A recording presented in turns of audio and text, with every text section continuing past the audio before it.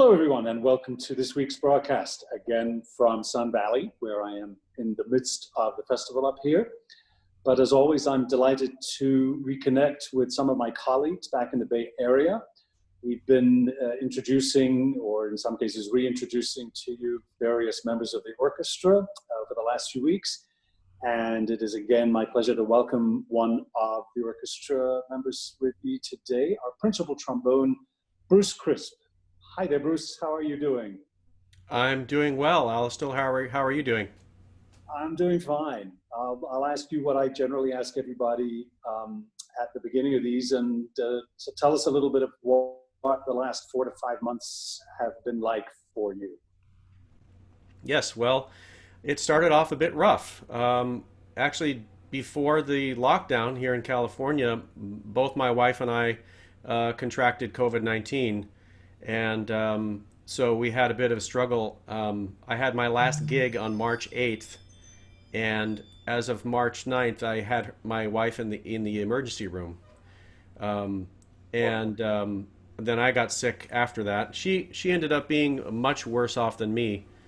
She just got a much worse case, and we have both, for the most part, recovered. Um, but we're discovering there are some challenges that we didn't expect after we recovered, and we're both having some heart palpitations, and so we're dealing with that and trying to track that down and figure out if there's anything we can do about it. But this is a real thing. It's not a hoax. I can tell you for sure. And I did have difficulty breathing for quite a while. I had a fever for 3 weeks. It was a low grade fever, but not pleasant. But I'll say that the thing that really kept me going during that was playing the trombone. And as I was having difficulty breathing, I would just practice trombone, and it really helped. It really helped. Thank you for That slow in and out just really made a big difference for me. So who knew brass playing could be more than just music making, but actually be beneficial yeah, for your health. yeah, You're very good to share that with us. And as you say, this is no hoax, this is no joke, and I think it's really important that everybody realize in the flesh that you're an example of somebody that's been dealing with this and continues to. So I really thank you for bringing that to everybody's attention. So let's move on to a few other things, maybe even happier subjects to talk about. And you mentioned obviously the trombone, which is your instrument. Did you fall into that naturally as a kid? Was it your first port of call? Did you come to it by another brass instrument? Tell us a little bit about your origin story. well, I actually started playing the piano when I was 7, and there was a piano teacher right around the corner from us, and I just walked around the corner and took piano lessons every week, and I did that for 8 or 9 years. And although I liked the piano, I was missing something, and my mom had a horrible time getting me to practice. So Really? I was musically inclined, and my parents could see that. So when I wanted to play another instrument in band at school, they were happy to encourage me to do that. So I started trombone in 5th grade, and just started right on tenor trombone, and that's pretty much what I've been doing ever since. So how many years is that? 44 years now. So that was that the, could you tell right from the beginning that that was the connection that you've been lacking on some level with piano? It was like, aha, here is it. Here's where it is. Yes, yeah, it was the breathing thing is big for me. I guess that's the connection that I needed. And I think the reason I picked the trombone in particular is it was shiny, um, which is probably the reason a lot of trombone players pick it, frankly. Look at this Um, nice shiny object. Come and play me. exactly, it's a nice shiny object, and the slide. I just thought the slide was so cool. It does things that no other wind instrument can do. It's just it's kind of fun. So yeah. And in your present day incarnation, you are, as far as I can tell, one of the busiest musicians that I know. You're playing in numerous Bay Area, as we call our joking sweet term, the Freeway Philharmonic. How on earth do you manage to keep all of your various orchestra commitments lined up? Are you always living in a state of fear that somehow or other you'll double book yourself? Oh, I have double booked myself, so that's past the fear point. Okay, fair enough. I can't um, imagine in your position because you've what, like five, six orchestras, something like that. I think at this point it might be nine. Oh boy.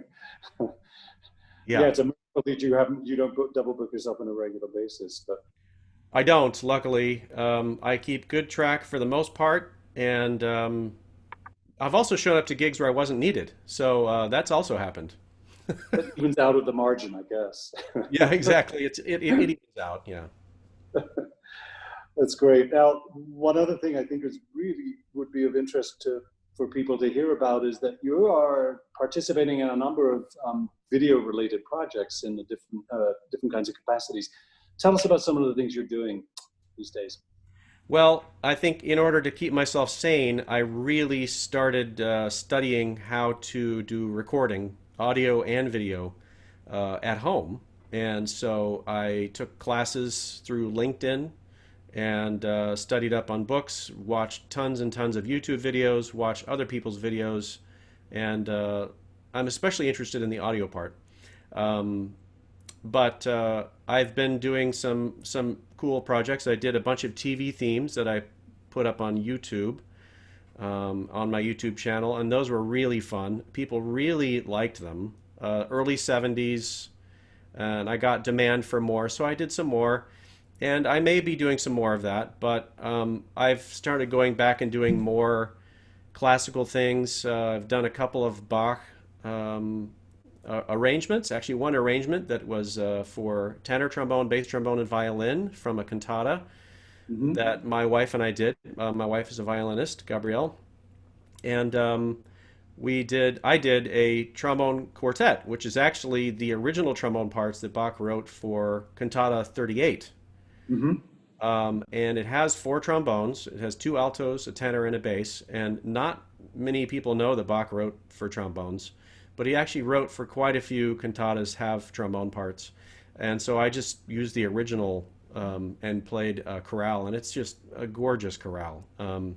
So I did that, and I've just finished a Gabrieli Sonata Pianoforte, which is for two choirs of four, and in one choir is violin and three trombones, and the other choir is four trombones. And we just used more or less original music for that. My wife actually reads the block print pretty well. I don't.